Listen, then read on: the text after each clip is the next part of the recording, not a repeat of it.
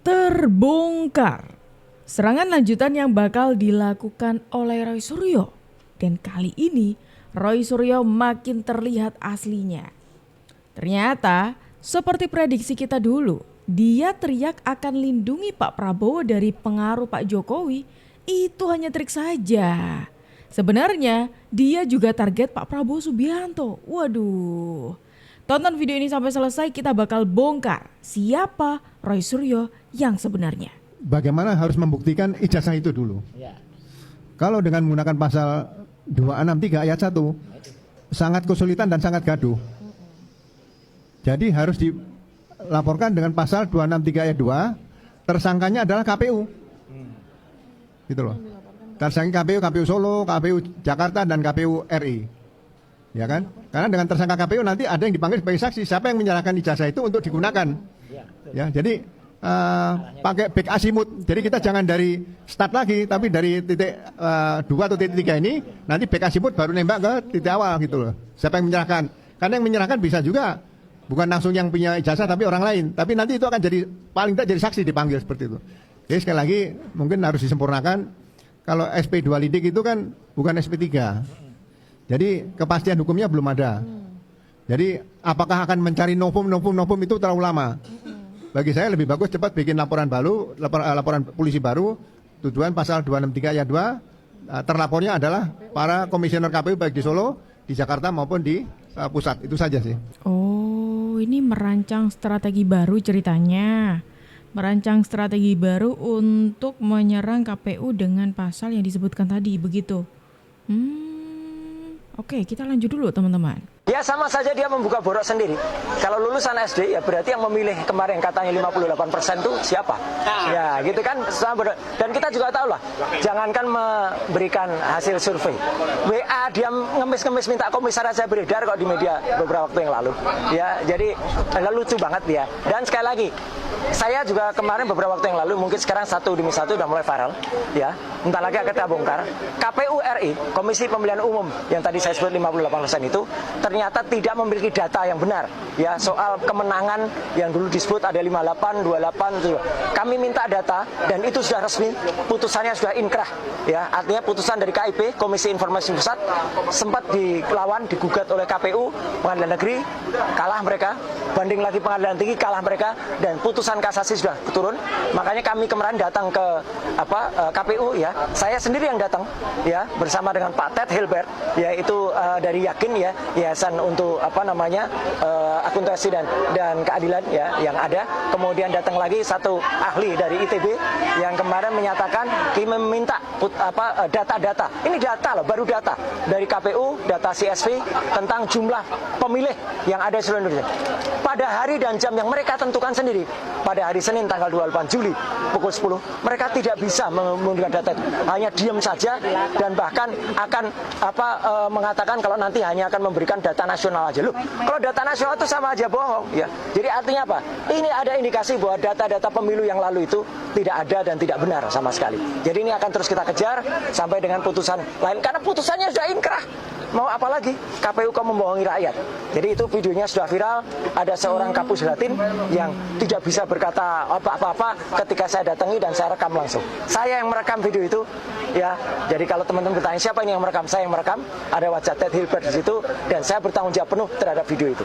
Ya, oke. Makasih ya. Satu baru kemarin di Ainus ada ucapan gak enak dari penasihat Kapolri. Akankah ada tindakan hukum setelah itu? Ya, orang yang itu benar-benar tidak sopan ya.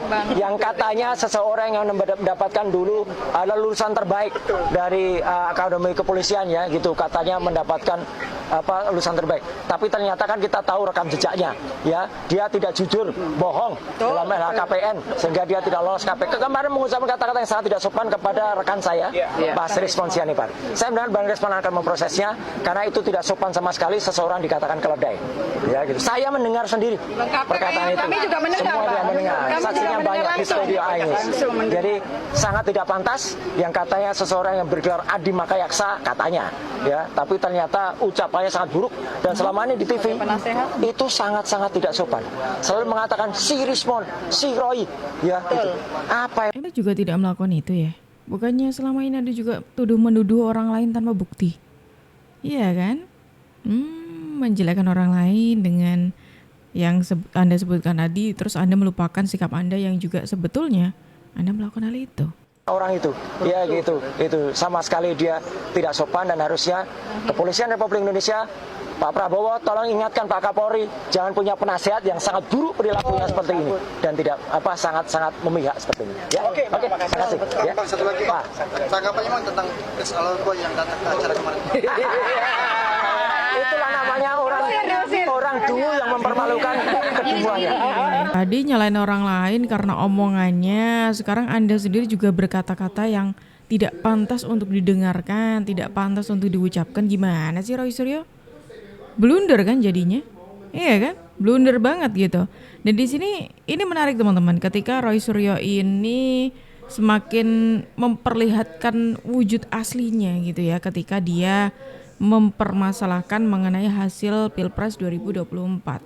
Secara tidak langsung di sini berarti dia juga ingin menyasar Pak Prabowo Subianto. Iya dong. 2024 kemarin yang menang kan Pak Prabowo, dia mempermasalahkan itu. Yang niatnya menyenggol Pak Jokowi, ternyata menyasar Pak Prabowo Subianto sebetulnya. Jadi dugaan kita selama ini benar. Roy Suryo ini hanya sebatas karangan saja jika dia akan jadi tamengnya Pak Prabowo Subianto. Itu hanya sebatas karangan dia saja, dongeng dia saja. Sebetulnya dia juga menyasar Pak Prabowo Subianto, tapi dia mulai dari menyasar Pak Jokowi terlebih dahulu. Dan tahu nggak menariknya apa? Orang yang di awal tadi berusaha untuk merencanakan serangan KPU bersama Roy Suryo dan kawan-kawan, ternyata dia adalah anak banteng. Yang ketiga, kami ingin mengucapkan terima kasih kepada semua pihak yang sudah datang ke pengadilan Sekjen PDI Perjuangan. Itu sangat berarti bagi kami juga dan khususnya kepada misalnya salah satunya adalah mantan Wakapolri Pak Komjen Pol Purnawirawan Ugroseno yang setia datang ke pengadilan, menyaksikan, mendengar kesaksian-kesaksian saksi dan juga ahli dan memberikan kesimpulan-kesimpulan, karena bagi kami keterangan yang disampaikan oleh Bapak Komjen Pol Purnawirawan Ugroseno sangat penting karena background beliau sebagai seorang polisi, seorang penyidik, makanya lebih bisa netral, bisa lebih berjarak dalam menilai kasus Sekjen PDI Perjuangan. Dan menurut beliau bahwa setelah mendengar kesaksian, saksi-saksi fakta dan ahli yang dihadirkan dalam persidangan, dalam belasan persidangan ini, menurut Pak Ugroseno tidak ada bukti yang kuat bahwa Sekjen PDI Perjuangan Hasto Kristianto terlibat dengan dua dakwaan dari KPK. Baik itu adalah dakwaan penyuapan atau yang kedua adalah obstruction of justice, perintangan penyidikan. Itu pendapat dari Bapak Komjen Pol Purnawirawan Ugroseno, mantan Wakapolri, yang background beliau adalah seorang reserse, seorang penyidik polisi setelah mengikuti persidangan-persidangan yang ada di sini. Demikian yang bisa kami sampaikan. Terima kasih kepada kawan-kawan media. Yang ketiga, kami itu bahkan diucapkan langsung rasa terima kasih karena beliau ini sudah hadir gitu. Ternyata Roy Suryo ini kemakan hasutan anak banteng ya? Atau jangan-jangan memang ini skenario yang mereka susun bersama ya, untuk serangan-serangan yang selama ini mereka lancarkan. Soalnya dulunya Roy Suryo juga pernah membantu PDIP dalam hal menuding KPU di atas. Mantan Menpora sekaligus pemerhati telematika dan IT Roy Suryo memaparkan beberapa dugaan kecurangan yang ditemukan di aplikasi Sirekap. Salah satunya di hari pencoblosan 14 Februari dimasukkan skrip dalam sistem aplikasi agar hasil angka yang keluar tidak bergeser atau berubah. Tidak hanya itu, Roy Suryo menyoroti server atau peladen Sirekap yang berada di luar negeri, yakni Singapura, dan kemudian dipindahkan secara diam-diam ke Jakarta. Kesalahan dari Sirekap menurut Roy Suryo bukan kesalahan teknis semata dan tidak bisa dilihat hanya sebagai kuantitas belaka, namun kualitas Sirekap yang tidak layak untuk digunakan. Ada skrip yang dimasukkan, ibaratnya ada program kecil yang mencegat suara itu sebelum keluar, dan itu kemudian mau datanya masuk untuk paslon 01, ya udah mentok aja di angka itu. Ada yang suaranya gede banget misalnya dari Jawa Tengah, atau dari Bali misalnya untuk paslon 03, mentok dia di angka ini, ibaratnya kayak bendungan lah, gampangannya ini kayak bendungan. Luber suaranya, lubernya kemana? Ya teman-teman bisa tebak sendiri lah angkanya kemana jadinya. Gitu. Jadi ini kayak bendungan aja. Jadi dibuat program ini kayak bendungan, Jason Script ini, yang kemudian itu diletakkan awalnya memang di Singapura. Jadi ini itulah gunanya kenapa tadi Pak Hasto juga sampaikan, tim IT independen juga sudah menemukan ada perubahan-perubahan. Ini kan nggak benar, sudah jalan pertandingannya, tiba-tiba aturannya diubah-ubah di tengah-tengah. Jadi yang sudah kemarin, yang di-download teman-teman KPPS, kemudian tidak cocok lagi atau tidak valid lagi. Dan kemudian tidak bisa diubah lagi dari mereka, dikunci istilahnya. Ketika narasi bahwa KPU ini diatur, bahkan nggak sampai situ saja teman-teman. Kalau kita coba tarik mundur ke belakang, Pak Hasto ini juga pernah kok kena kibulannya Roy Suryo soal hasil PDIP dikunci 17%. Mas Hasto izin Mas, yang kemarin kan nemuin algoritmanya stuck di 17% aja. Nah sedangkan sama KPU itu udah dibantah. Nah nanti kekuatan di belakang KPU-nya sendiri nggak tahu. Bahkan KPU sendiri kan pura-pura nggak tahu ketika IP address-nya dipindahkan. Mereka menyangkal, akhirnya setelah ada bukti-bukti baru mengakui. Bagaimana mungkin data-data yang strategis kita menggunakan swasta, yaitu Alibaba, dan ada kepentingan geopolitik terkait dengan pertarungan antara Amerika Serikat dan China. Sehingga ini sudah tidak benar semuanya. Cara-cara berpolitik kita sudah mereduksi kedaulatan kita sebagai bangsa. Ini yang harus kita koreksi. Maka ketika KPU mencoba menyanggah beberapa hal. Pertama, ketika Sirekap dimatikan, alasan dari KPU apa? Kan banyak serangan hackers. Itu tidak terbukti, itu sengaja manual shutdown. Setelah mereka menyampaikan bukti-bukti dari Jason Script-nya, dari program-programnya, akhirnya mereka baru mengakui. Jadi ada suatu kekuatan besar di mana oknum-oknum dari KPU itu menjadi subordinat dari kekuatan besar ini. Maka mereka membantah. Kita ada bukti-buktinya, programnya itu dirubah. Maka Ganjar Mahfud di-lock 17%. Bahkan kemudian kami punya bukti juga dari para pakar IT, ketika Jason Script ini dinormalisasi, sebenarnya ini 2 putaran. Tapi nanti biar mereka yang berbicara. Mas, apakah bukti-bukti itu akan dibawa ke dalam gugatan ke MK atau gimana, Mas? Yang penting adalah kesadaran dulu dibangun. Yang kemudian yang kedua, proses politik, hukum, dan kebudayaan. Ini satu kesatuan. Mas, kemarin P3. Tuh, gitu teman-teman. Jadi pada intinya mereka-mereka ini sebenarnya sama-sama punya strategi untuk menyerang pemerintahan. Jalurnya lewat Pak Jokowi dulu. Mereka menggambarkan seolah mereka ini ada di pihaknya Pak Prabowo, akan berusaha melindungi Pak Prabowo dari Pak Jokowi dan lain sebagainya.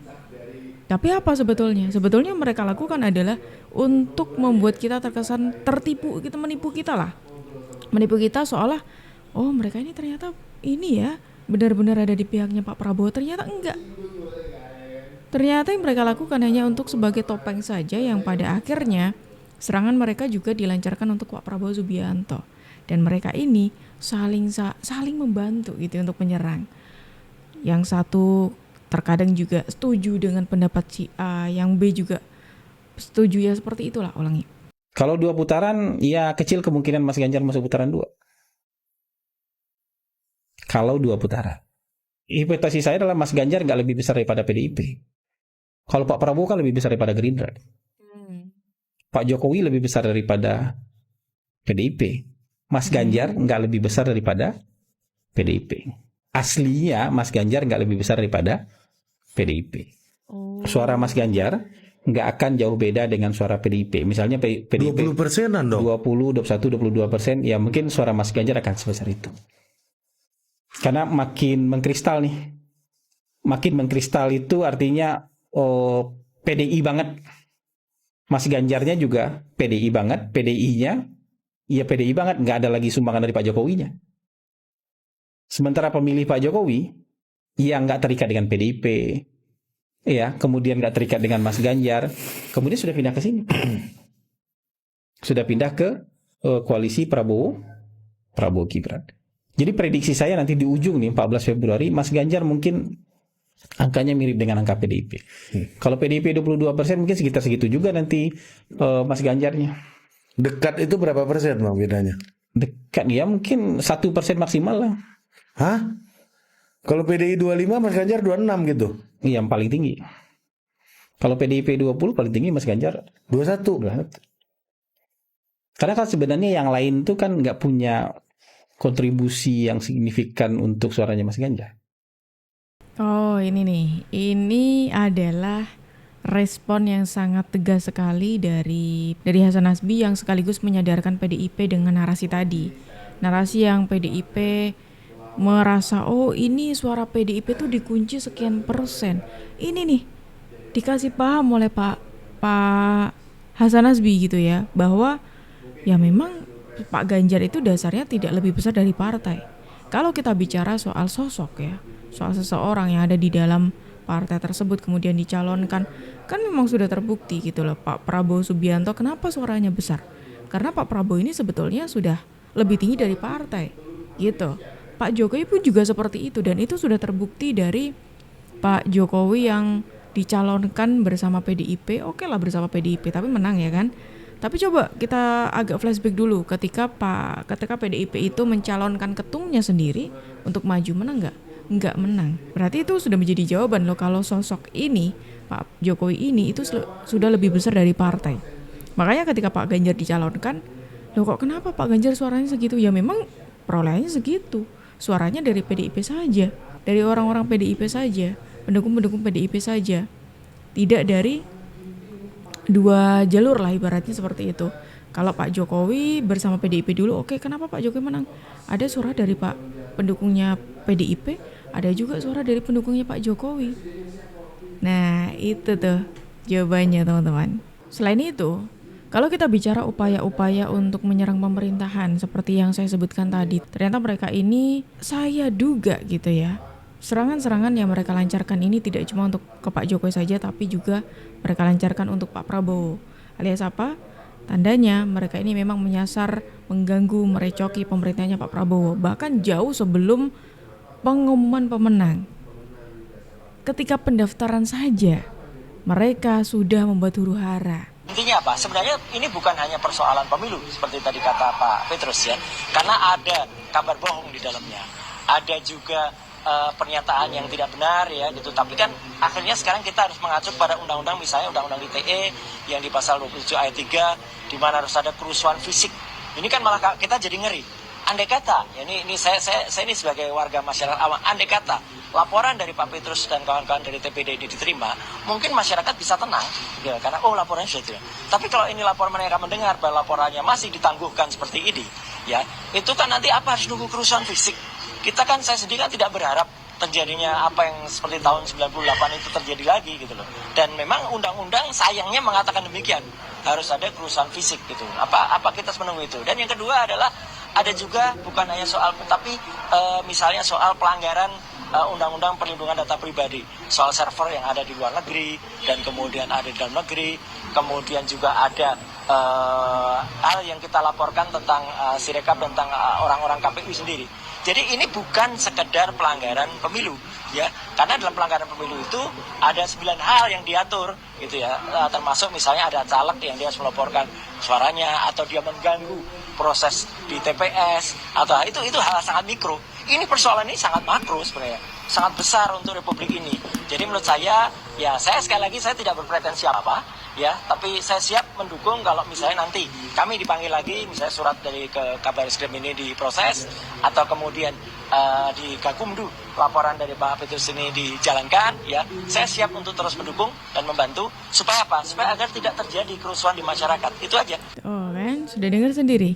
Ini momen ketika tahun 2024 kemarin ketika Roy Suryo ini melaporkan KPU ke Bareskrim. Tapi waktu itu laporannya ditangguhkan.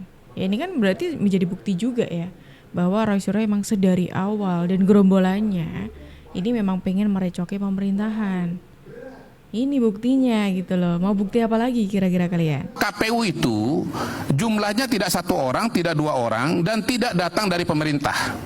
Itu diseleksi oleh DPR. Dan saya berani katakan di sini sebetulnya bahwa perwakilan-perwakilan dari partai politik itu semua ada. Ya, dari sekian anggota KPU itu ada dari Golkar yang memilih, ada dari PDI yang memilih, ada Gerindra yang memilih. Jadi dari logika dasar atau logika hulu itu saja, sebetulnya kalau mau dikatakan bahwa akan ada sebuah konspirasi untuk membuat satu sistem yang menguntungkan calon tertentu, itu hil yang mustahil. Ya, hil yang mustahil.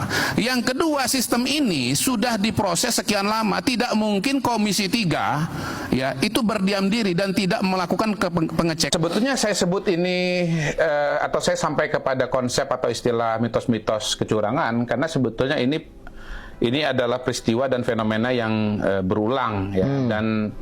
Dan akhirnya yang membicarakan ini sebetulnya ya lucu sekali ya, itu bisa orang yang berbeda pada orang yang sama pada posisi yang berbeda. Ini kan lagi beredar nih videonya Adian versus Adian. Oh iya betul. Di mana Adian berargumentasi. Jadi ada dua pernyataan Adian tahun 2019 dan 2024 yang ketika disandingkan itu membicarakan hal yang sama tapi pada posisi yang diametral. Oke. Misalnya kita bisa tayangkan itu ya. Harus ditayangkan ini. Ditayangkan nanti biar pemirsa nonton sendiri lah. Nah, nanti kalau udah ditayangkan nanti saya akan banyak kejanggalan dari awal sampai akhir kok memang nggak bisa kita pungkiri. Kalau KPU bilang nggak ada penggelembungan loh. Kalau angkanya tambah besar tuh apa namanya? Ya penggelembungan. Kenapa sih tidak kita tunggu dulu sampai tanpa menuduh siapapun, tunggu sampai tanggal 22 tanpa harus menuduh KPU, tidak menuduh Bawaslu, tidak menuduh lembaga-lembaga lain, termasuk lembaga survei. Kalau MK nggak bisa dipercaya, sudah diakui. KPU dan Sirekapnya nggak bisa dipercaya. Mau tidak mau, rakyat hanya bisa percaya dengan kekuatan dirinya sendiri. Penyelenggara ada, pengawas ada, pemantau independen ada, pemantau luar negeri ada, saksi dari setiap partai ada, dari saksi dari setiap calon presiden ada. Nah kalau kemudian semuanya dianggap nggak benar, lalu yang benar siapa? Sebentar dulu, artinya bahwa gini, kalau kemudian untuk 15.000 TPS saja bisa terjadi itu, mungkin nggak terjadi untuk 823.000 TPS. Bagaimana Bung Kodari ini membongkar bagaimana mencela-mencelenya orang-orang ini, terus ngasih tahu nih, kalau mereka terus menarasikan mengenai konspirasi, KPU konspirasi dan seterusnya seperti itu, kan isinya semua partai. Gimana konsepnya? Iya kan? Mereka hanya menarasikan kebutuhan mereka saja, teman-teman. Itu nggak usah. Nah, kira-kira gimana pendapat kalian? Silakan tulis pendapat kalian di kolom komentar dan terima kasih karena kalian sudah menemani aku dari awal sampai akhir. Aku Jup pamit undur diri, sampai jumpa.